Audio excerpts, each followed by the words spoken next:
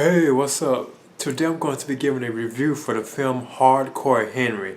Now this is a Russian American made science fiction film which I think actually made its debut out in 2015, I think probably in Russia, but it finally came here to the United States like this month in April. Well, the film is about like this guy, he supposedly was like involved in like a horrible like accident which causes him to lose like a couple of like limbs. Yeah, I know like one of his foot is missing and I think one of his like arms is missing, because when the film opens it shows like him having a flashback, and his name is Henry, by the way, too. Well, that's what the people are calling him, because not to spoil it, but he doesn't have any lines or anything in the film. You don't even really get a good look at him, but when it shows him having a flashback about him being bullied, I think as a kid, by these like three other boys, and something like happens, later on he gets involved in this accident. But I guess it opens with like supposedly like his like this scientist known as Estelle. She's helping him and she replaces his cybernetic arm. So it turns out that she is the wife of Henry, and she try to help him, through his situation about what happens.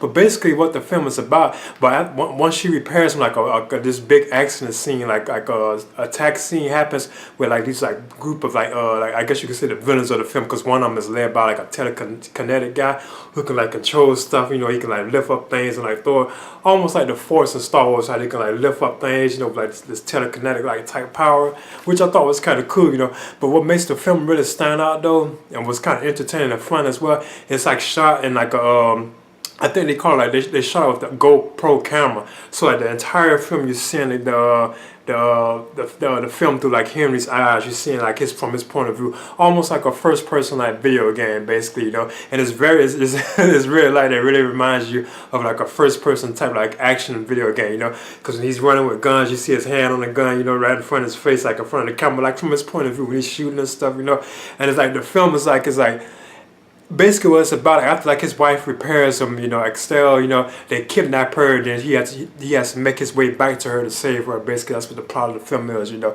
it's really not really that much story going on, but that's basically what the plot is. He has to make his way back to his wife and save her, Plus he has to deal with this villain with like these telekinetic powers, they can like lift stuff and make stuff fly around and stuff, which I thought was awesome, And you do see those kind of villains in these kind of video games too as well, But the film is basically like just like non-stop like action throughout the whole film. It's like just like non-stop. I mean, when it does let up, it's still like kind of unique and kind of like interesting, because like the camera angles, you constantly seeing it from Henry's like point of view, like from what he's seeing, So whoever's in front of him, if he's like moving around or running, what I'm saying, it's like the camera's all jerky and stuff. So like from my opinion, that was kind of what made it like flawed, to a certain extent. Because you have to actually see like when he say like Henry's like running or jumping or like flying around or falling out the sky and stuff like that. The camera's like constantly shaking because you see it from his point of view, so it's constantly like got this like motion like stuff on it, it's shaking. So that can bother your eyes to a certain extent.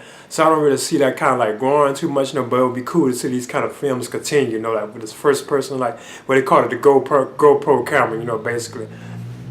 Now it's very violent too as well, but I found myself enjoying it. I thought it was cool. I didn't really recognize none of like the actors or actresses in it, probably because it's like a Russian-made film, But I did recognize Tim Roth, and I know he's like I think like European, like British or something like that. He's in the film too as well, Because he shows up like in a cameo type appearance, and then he shows up again, I think, towards like the end, but I don't want to spoil it, But I thought this was entertaining. It was like non-stop action. It was like fun. It was like basically seeing like a first person like live video game come to life, and like action, like live action, which I thought was cool and awesome, like the explosions. But plus I also saw this in the D-Box too, so I kind of think that's what kind of enhanced my perception of the film too as well, because the chair is constantly like shaking with explosions or anything like that, you know what I'm saying? So it's constantly like shaking and stuff. So that's what kind of makes me think I kind of enjoy why I enjoyed it more too as well.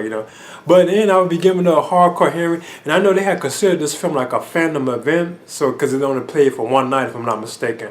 Because the night I saw it, I think it was the only night it played and only at one time too, so, and it was actually considered like a phantom event, when they had like movies out there where they call them like phantom events, But then I'll be giving it a Hardcore Henry. I'm giving this a B-, and I enjoyed it, I thought it was cool, I didn't really care for the soundtrack too much in it, you know, but I thought it was okay. And I did recognize a few of the songs in the film too as well, you know. But then I'm giving Hardcore Henry a B minus, and I would definitely recommend this for like say like you're a fan of like first person video games, you know, or just like hardcore action, or you just interested to see like a new like take on like the action film genre, like with its like unique camera perspective. I would definitely recommend this. So this is my review for Hardcore Henry, and I'm giving it a B minus.